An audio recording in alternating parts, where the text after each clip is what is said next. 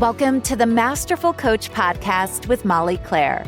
If you're a coach who's ready to impact more lives, make more money, and create a life you love, you're in exactly the right place. Get the support you deserve as a female entrepreneur. Master your coaching skills, grow your ideal business, and honor your priorities in your personal life. Are you in? Let's get started with your host, best-selling author and master life and business coach, Molly Claire.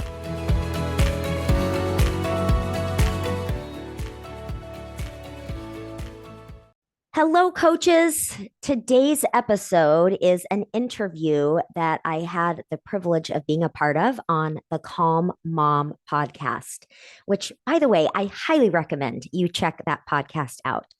I was so thrilled to connect with Michelle, who works exclusively with moms. And what I love about the work that she does is she very much integrates a whole person approach, which of course is something I'm a huge advocate of. Michelle's story is fantastic, and I do highly recommend that you check her out and follow her.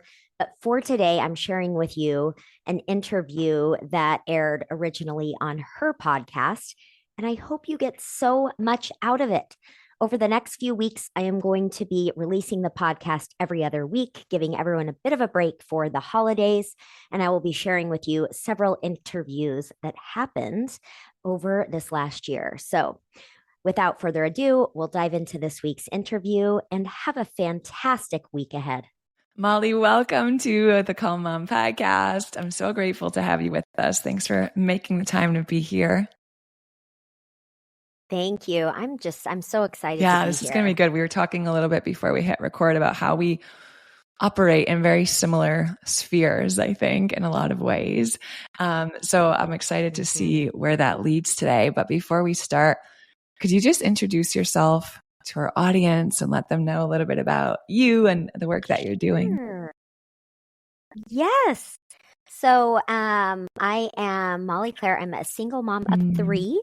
And I, about 10 years ago, wrote The Happy Mom Mindset, which was a part of my, as I was just starting my coaching business. So I started out working with moms.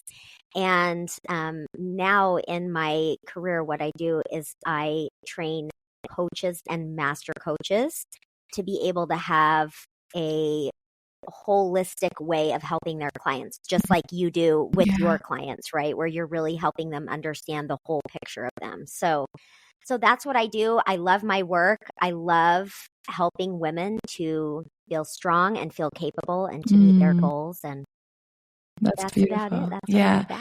I'm curious because, we all have our own journey. And when I decided I was going to become certified as a master coach, I had this naive thought that I was going to this program to learn all of these skills, like all of these tools for my toolbox. So I would be able to then turn around and help so many people.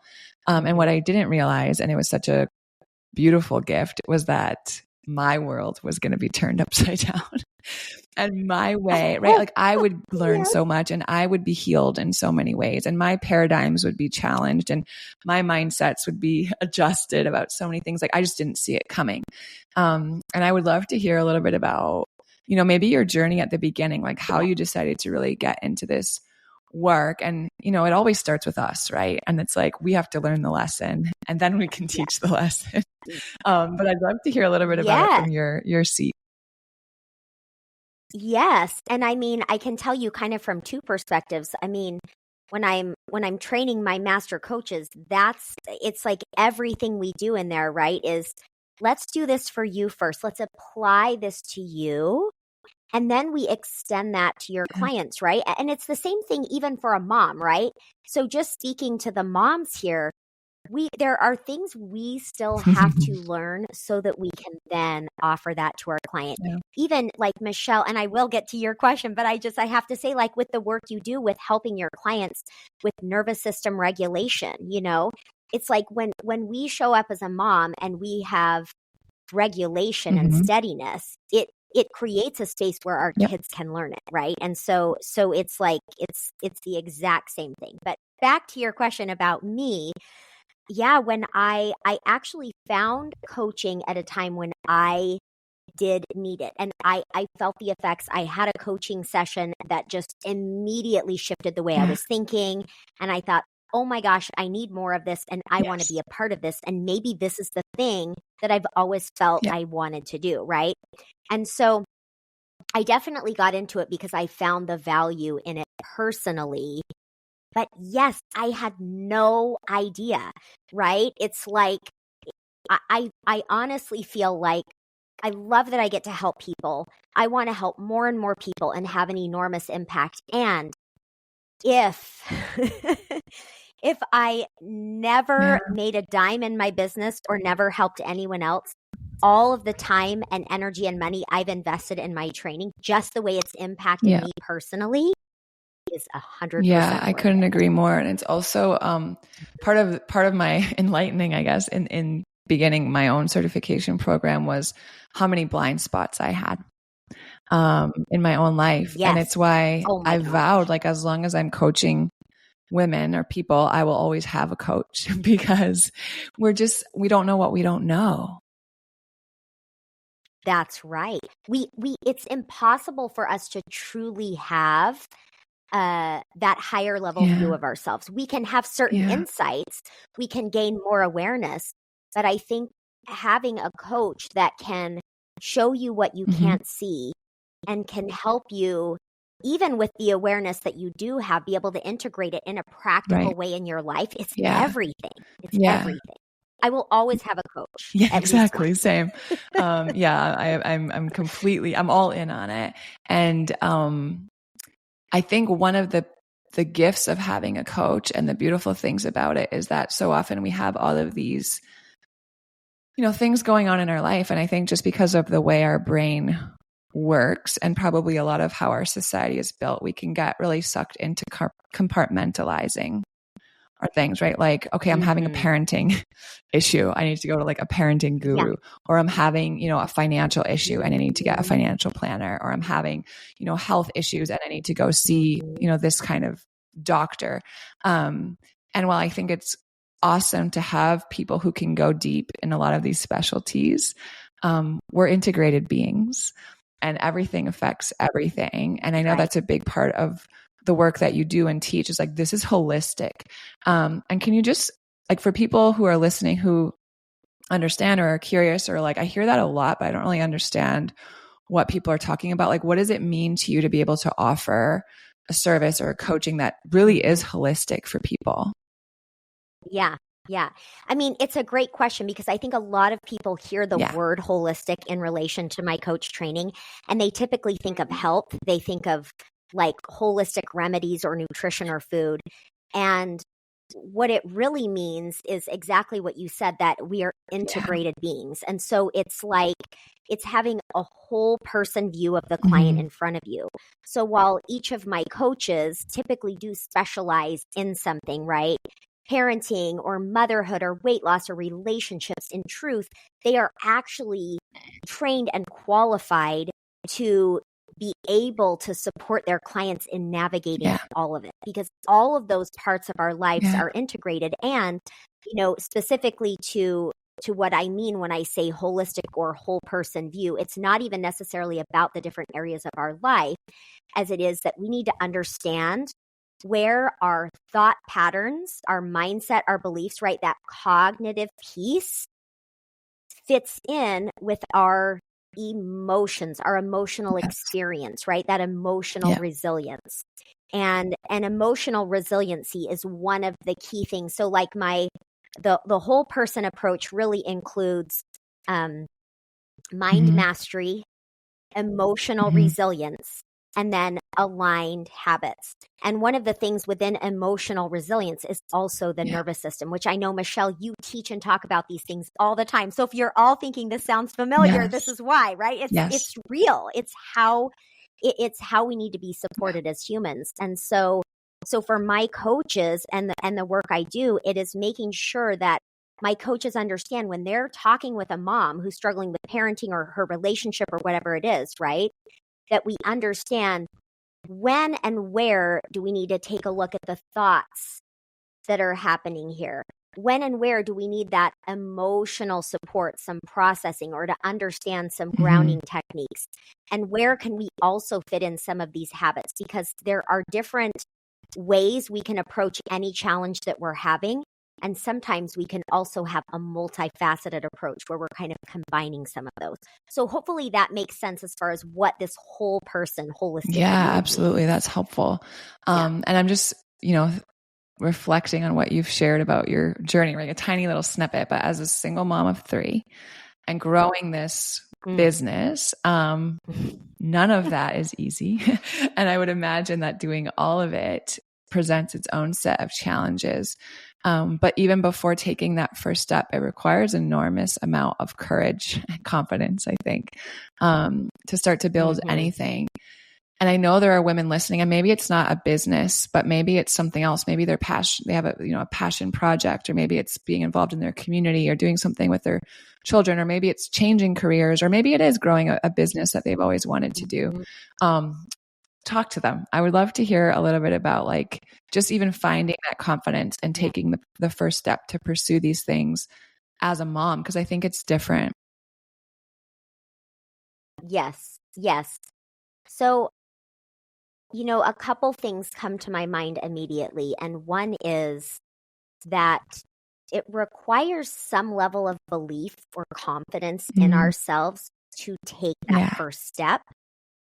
And I also want to say right alongside that, even if you don't have a ton of confidence or belief in yourself, you can make a decision right now that one day you will have that belief and confidence, and you're going to do that thing no matter what and figure it out. And I would say that, for me, that was, in part of my driving force behind saying, I am going to build this business, I am going to do this, is so I found coaching, again, at a time when I really needed it. I thought this is something I want to be a part of, right? And at the time, I was struggling in my marriage. So it was kind of these two things intersected at the same time. And so I was building my business, right? Continuing to master my skills, learning how to run a business, and becoming a single mom at the same time. And as women, whether we realize it or not, we have all these beliefs in the background telling us that we can't make as much money as men can make. And on top of that, and I think this is a big deal, as women, we tend to take on too much and not ask for enough support around us.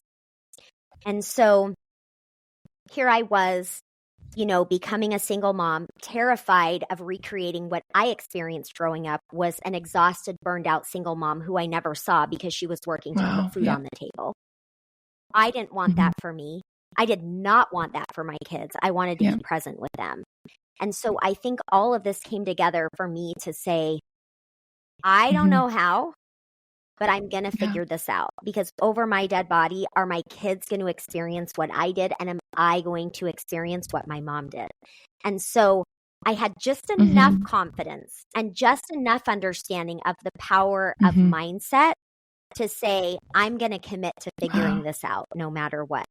So I know that may be like a bigger story, like I'm doing air quotes than some people, right? Because whatever it is you want to do, and you may listen and think, oh, well, I want to do this thing, but it's not as big. But that's actually not true.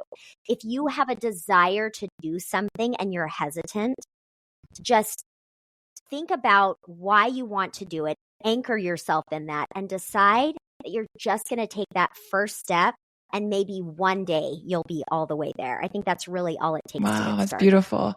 And I feel like this is such a great setup for something that I wanted to talk to you about, which is worthiness, because I know that you're passionate about it. And in hearing your story, I think all of us can relate to a certain extent, because, no matter how our family of origin looked or our story looked, there are things that I know we all want to do differently with our own kids, right?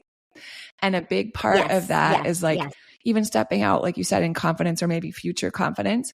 There has to be an element of actually believing that future Molly or future Michelle is worthy of the sacrifice that I'm making now, or she's worthy of the courage it's going to take to do this because of what I'm setting up for my future self. And I would love to just hear your thoughts on especially worthiness, I think with moms, because I think so often we're just like pouring out for everyone and we come last. And part of that is really beautiful. But without healthy guardrails, it can lead to a lot of resentment, and this, I think, this underlying mindset ultimately that we're not worthy of rest or care or love or to be held or enjoying beautiful things or whatever it is, that can drive a lot of us to exhaustion. Yeah. And I think it's like we're not worthy. We're not allowed. I shouldn't need this much time or help. I should be able to do more. I'm selfish if I spend time doing things for me. All of this stuff, right? And here's what I'll say. I think most likely everyone listening probably has a little more work to do on worthiness. Probably. I can say that I do 100% and I keep working on it. But I think that, and I'll speak to it in general and then speak to these moms specifically. But it is something that's been on my mind so much because, I do the master coach training and then I'm also doing a program for high level leaders. And so we're talking about like in that space, it's very much about leading your team to meet goals, right? It's very tangible. It's very much leadership. It's kind of this more, what would I say? Sort of this like masculine energy of that's very different, right? Than this piece of feeling worthy and permission.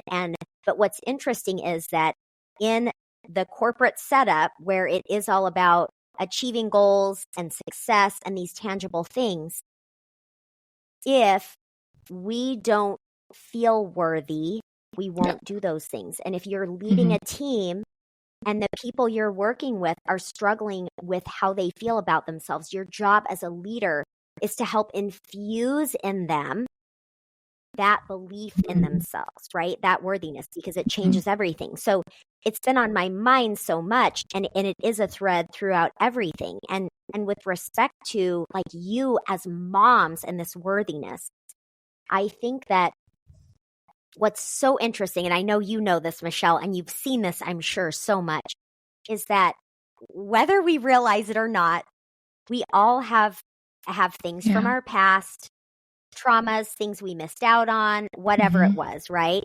And when we have kids, it brings up oftentimes us trying to make up for what we didn't have. And we get this idea that we prove our worthiness or we prove our value by doing a good job as a mom. And one of the ways we get really stuck, and this is a big thing, and I do talk about this in my book, this trap of like believing it's our responsibility to make sure our kids succeed. And what that means in our mind is that they have to hit certain markers. Right. And the reality is that as moms, it's super important for us to distinguish between what we do as a mom, because I believe what we do is important. I want to show up for my kids. I want to be consistent. I want to attune to their needs. I want to be a good mom.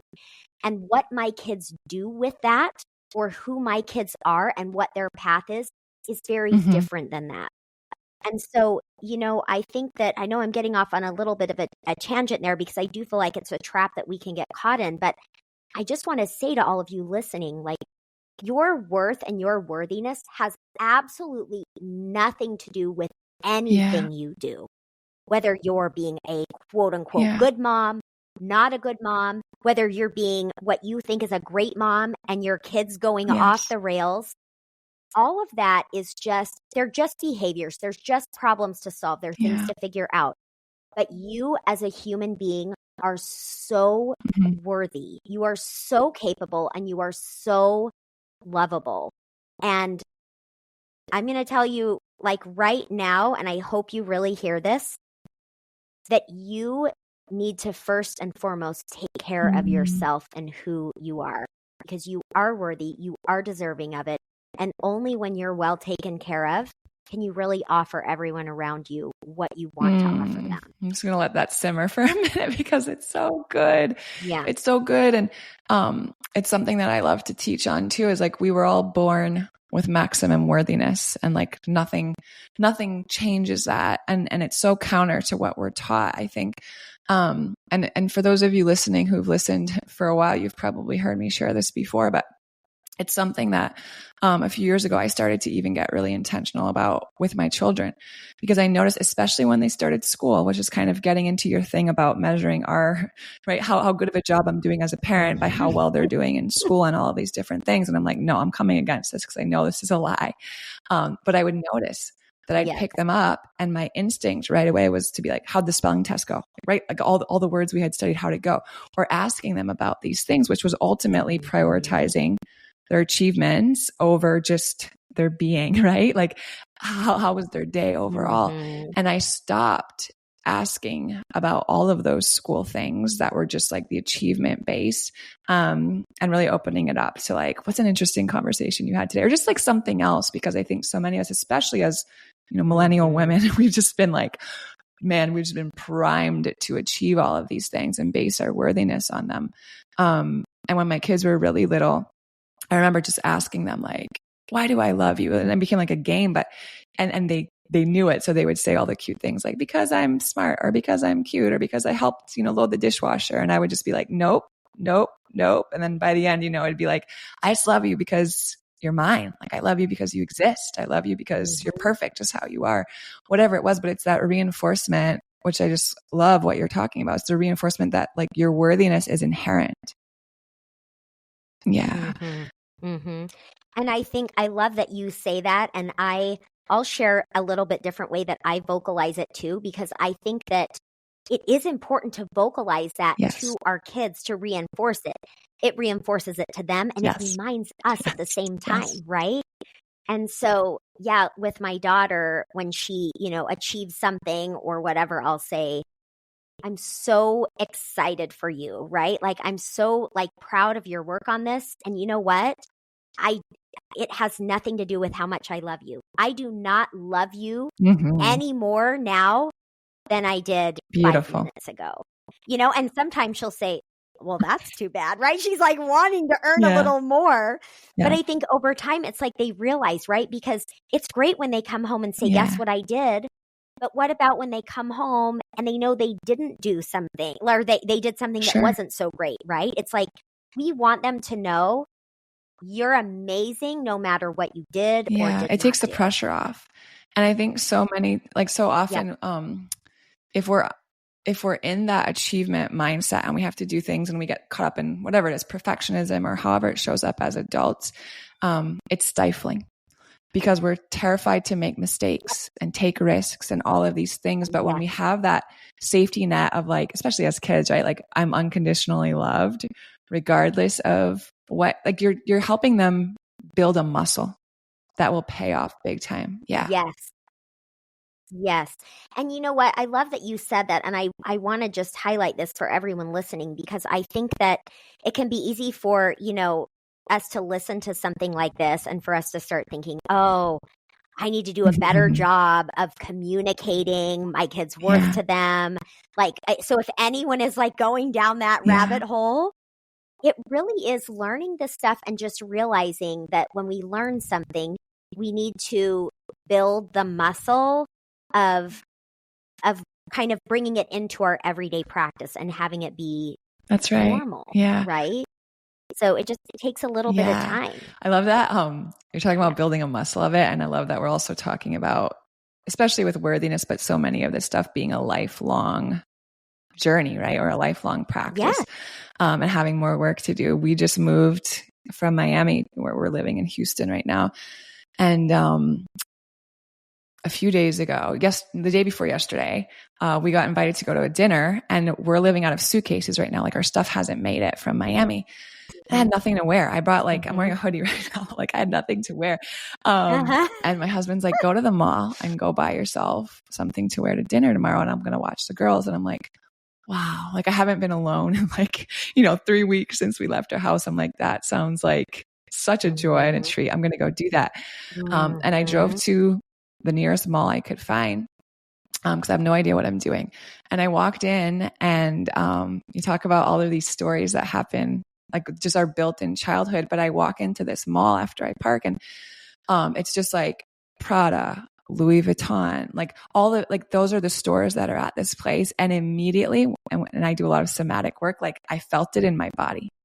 You have no business being here. And my shoulders tensed up and like, I'm just like walking around and I'm like, well, I can't spend that much money on a pair of pants or on a pair of shoes or whatever. Like this is irresponsible, or whatever stories were coming up. And I'm so great. Yes. I caught it in the moment and I'm like, whoa, like so much of my stuff is coming up.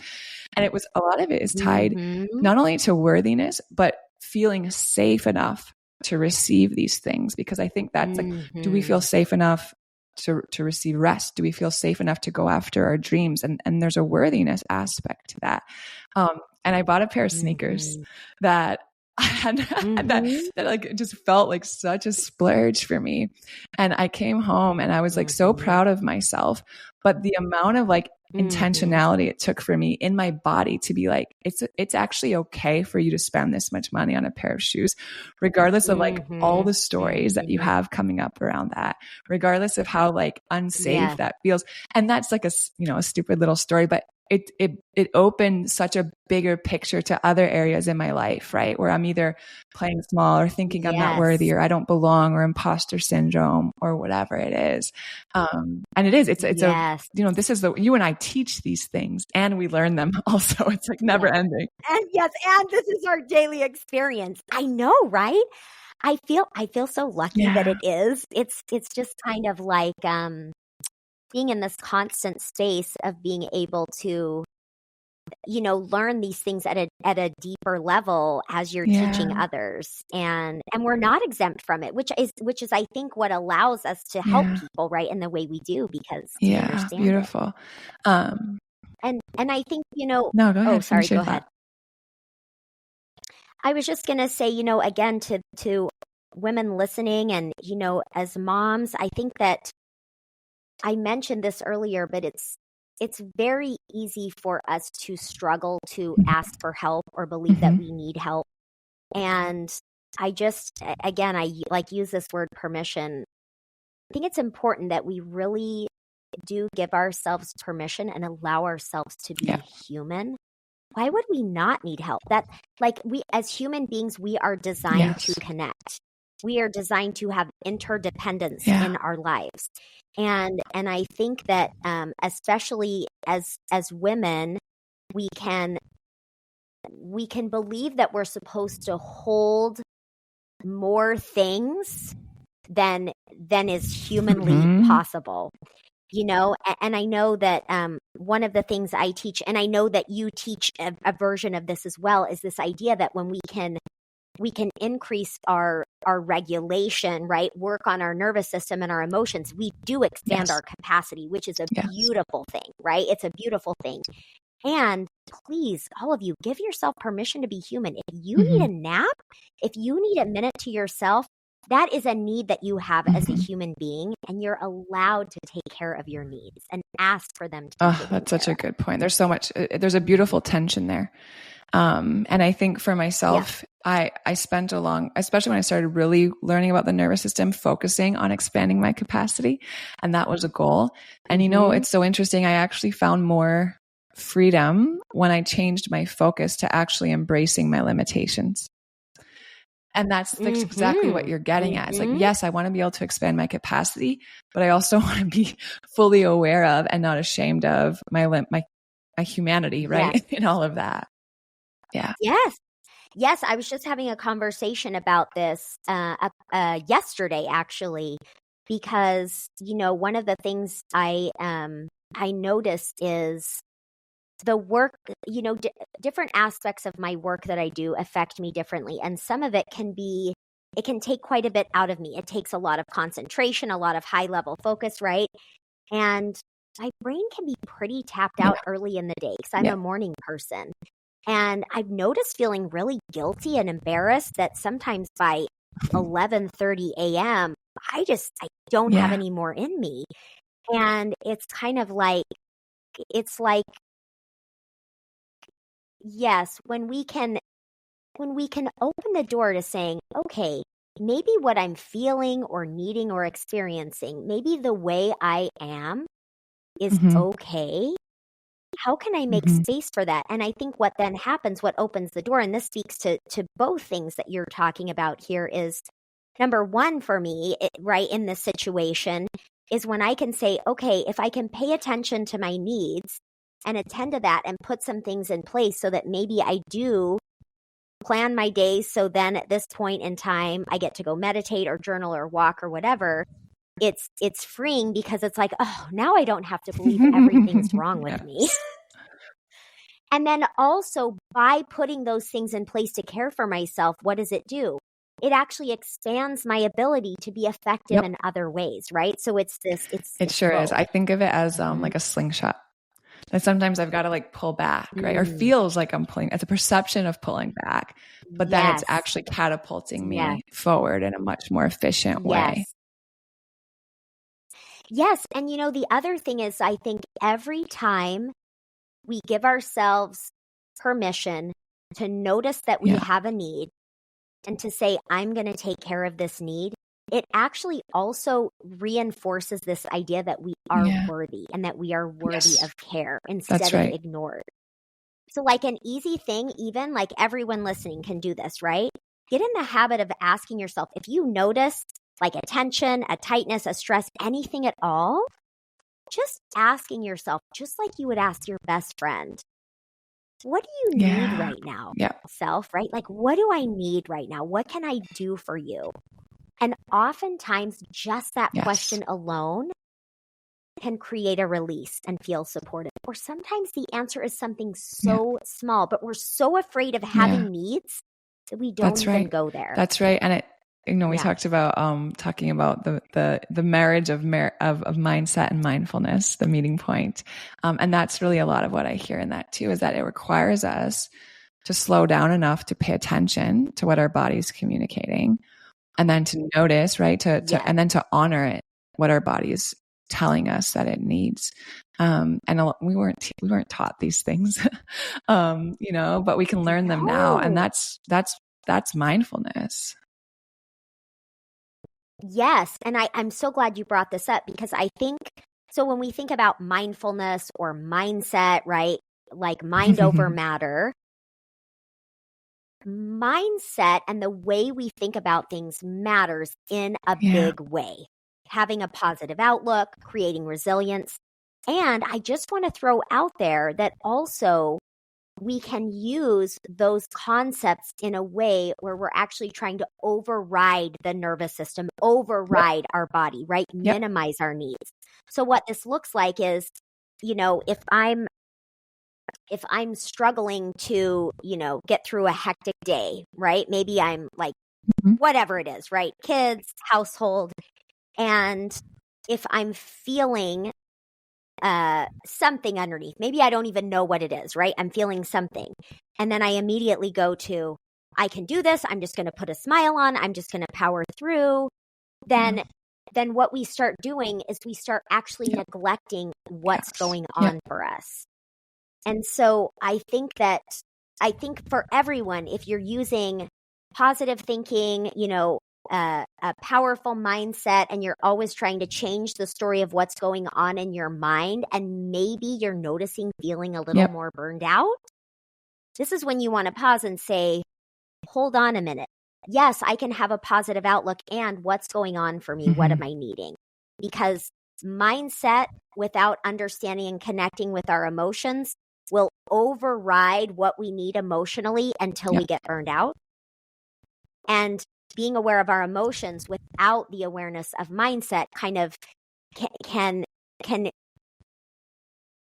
I don't know, I'm trying to say this in the right way, like can make us a little directionless, or I guess a better way of saying it is can keep us from maybe moving forward in ways that we would like to. And so I think the awareness of both is crucial, which is why it's important to have a coach that understands all this, right? Yeah, I couldn't agree more. And I think we see that a lot, right? We feel, I don't know if it's a guilt or shame around our emotions because we think we should be able to bypass them with positivity or whatever it is. Or let's fix this. Or people mean well, and it's things like, well, everything happens for a reason, or just look on the bright side, or, whatever it is. And it's like, that might actually even be true. And it's so unhelpful right now because I can't just bypass this. Like this is in my life because it's asking me to deal with it and learn something and feel something or whatever it is before I can, pass this lesson or this stage of my life. Yeah. Yes. Wow. That's so beautiful. Yes. Yeah. Okay. I want to end kind of here. In your book, you talk about a lot of these mindsets, especially for moms. And that's who's listening. So I wonder if you could share maybe a mindset, either a mindset that you see really often, that a lot of people carry that they might be surprised to grow in awareness of today, or something like an invitation to a new mindset that has a high or quick ROI, maybe that people are like, whoa, that would make such a big difference for me if I started to see things this way. Yeah. Yeah, I definitely will. And I think, so yeah, in the book there, it's like the 7 mom traps, which really are all kind of mindset traps that we kind of get caught in, right? And the way to switch those. And so it's hard to pick, but I'm going to pick, this is the one I'm going to pick. This will be the teaser, so everyone has to read the book. This will be the teaser, right? So everyone has to read the book.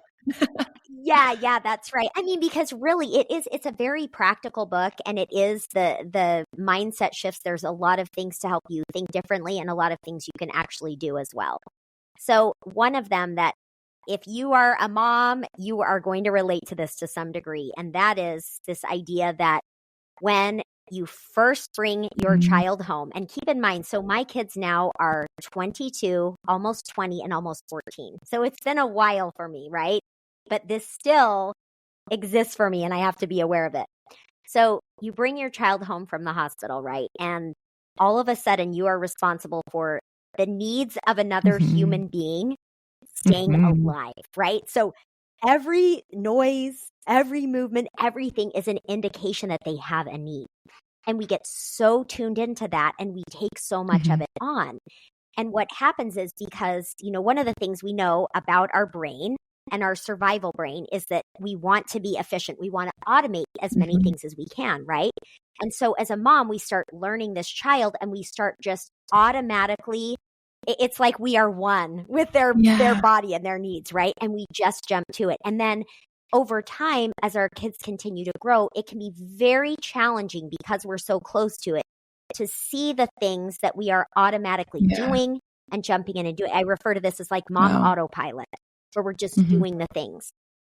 And so I think that one mindset shift that I'll offer everyone here is maybe you're doing more things than you actually need to do. I don't know. I'm not the one to judge that, but I would take a minute to evaluate right now, what are the things I'm immediately responding to, and how can I pause and take some more things off my plate?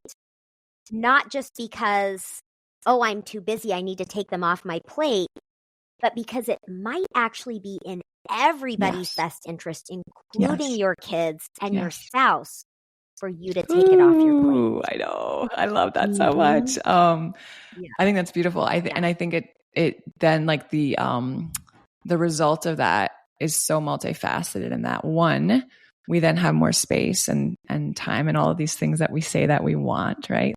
And it really empowers those around us, like our children and our partners, to do a lot of these things that we've been, I don't know, I don't say enabling, maybe isn't the word, but like just doing on autopilot. Yeah. And we mean well, right? We mean well. And so if you start evaluating and you're thinking, oh my gosh, I'm doing too much, I'm being a helicopter mom. No, you're just figuring it out. We're all figuring it out. Give yourself permission to take a look and see what things you maybe don't need to do anymore. And then go. Have a break. Then go put your feet up, and because you deserve it, right? You're worthy of it. Yeah, that's right, and it's good for you. It's like, I think about like trees, right? A tree just holds still. A tree takes in nutrients, and it's just still. But what does it do? It gives shade. It gives oxygen. That's good, right? I love that. Yeah. Beautiful. Thank you for that. I'll link the book in the show notes for you guys too, for those of you who want to read the rest of these mindsets and traps to avoid. I think that's so wise. For everyone listening, who have so enjoyed your wisdom.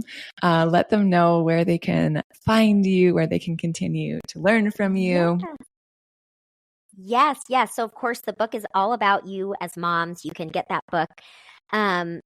Anyone who is interested in Master Coach certification or my coach certification and leadership training, go to mollyclaire.com. Very easy to remember.